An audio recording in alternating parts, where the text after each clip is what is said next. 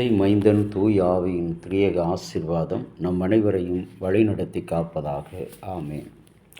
கிறிஸ்து இயேசுவுக்குள் அன்பான இறை மக்களே, இந்த நாளின் அதிகாலை சிந்தனைக்காக கொடுக்கப்பட்டிருக்கிற கடவுளுடைய திருவார்த்தை, அது உபாகமம் 30ஆம் அதிகாரம் 12வது வசனம்.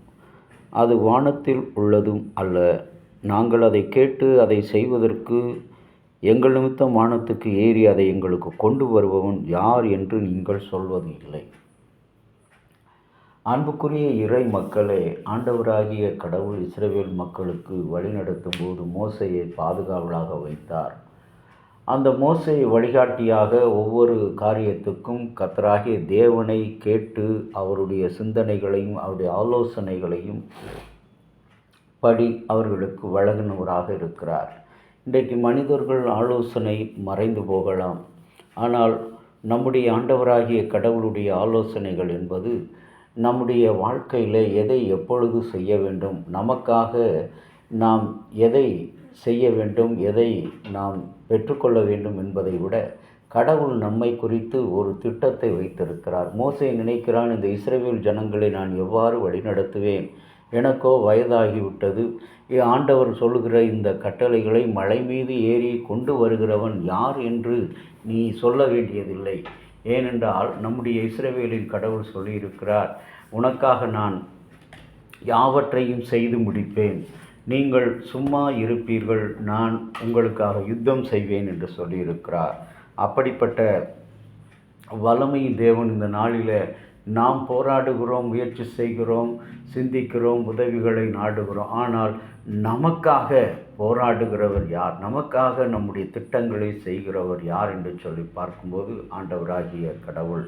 இந்த இஸ்ரவேல் மக்களிடத்தில் மோசே முனைக்கும் பொழுது, எங்களுக்காக யார் செய்வார் என்று நீ சொல்ல வேண்டியதில்லை என்று கடவுளே நேரடியாக மோசேயிடம் பேசுகிறார். இன்றைக்கி நாம் நம்முடைய மனதில் நினைத்திருக்கிற கஷ்டங்கள், தேவைகள், நம்முடைய குடும்பத்தினுடைய பாரங்கள், எதிர்காலத்தினுடைய வாழ்க்கை, நம்முடைய பிரச்சனைகள், பொருளாதாரத்தை எல்லாவற்றையும் நாம் ஆனால் நீ ஒன்றும் செய்ய வேண்டியதில்லை, உனக்காக நான் யாவற்றையும் செய்வேன் என்று சொல்கிறார். அந்த வல்லமையின் தேவன் அதனதன் காலத்தில் நேர்த்தியாக இயற்கையாகவே நம்முடைய வாழ்க்கையில் எல்லாம் நடக்க வேண்டும் என்று கடவுள் பேசுகின்ற ஆண்டவராக இருக்கிறார். நாம் எதை எதை நினைக்கிறோமோ அது அல்ல, கடவுள் நினைத்திருக்கிற காரியம் ஒன்றும் நம்முடைய வாழ்க்கையில் தடைபடாது என்பதுதான் உண்மை. இன்றைக்கு கூட ஆண்டவருடைய படைப்பில் உருவான இயற்கை மருத்துவம், முதல் இயற்கை மருத்துவம் உண்டான நாள் 1945ஆம் ஆண்டு இயற்கை மருத்துவ சிகிச்சை பெற்ற மகாத்மா காந்தி நவம்பர் 18ஆம் தேதியை இயற்கை மருத்துவ நிறுவனத்தை தொடங்கி வைத்தார். நான் இனி 120 வயது வரை உயிர் வாழலாம், இயற்கைக்கு மருத்துவம் என் உடல்நிலை மாற்றியது என சூளுரைத்தார் மகாத்மா காந்தி. மனிதரின் உடல் ஆரோக்கியத்திற்கு இணையாக மன வலிமையும் அவசியம். தினமும் 2 முறை தியான பயிற்சி அல்லது இறைவேண்டல் செய்வதன் மூலம் அவர் மனம், ஆன்மா தெளிவடையும் என்று சொல்கிறார். அன்பான இறை மக்களே, இந்த உலக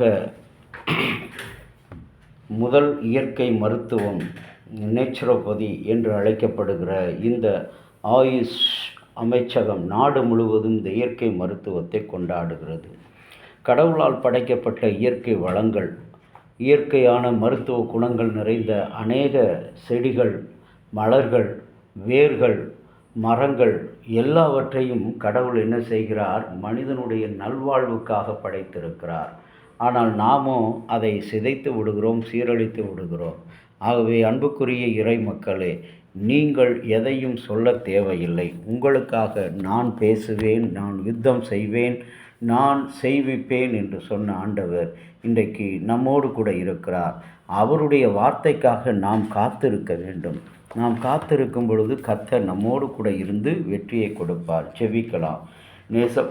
இயேசு சுவாமி, அன்பாக நீர் கொடுத்த எங்களுடைய வாழ்வுக்காக நன்றி செலுத்துகிறோம்.